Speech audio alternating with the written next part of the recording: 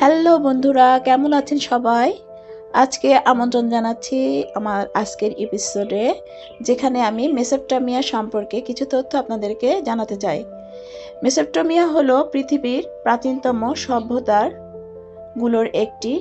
এটি বর্তমান Iraq, Kuwait ও সিরিয়ার কিছু অংশে অবস্থিত ছিল।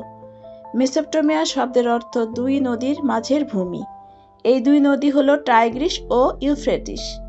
প্রায় খ্রিস্টপূর্ব ৩৫০০ সাল থেকে এখানে সভ্যতার বিকাশ শুরু হয়।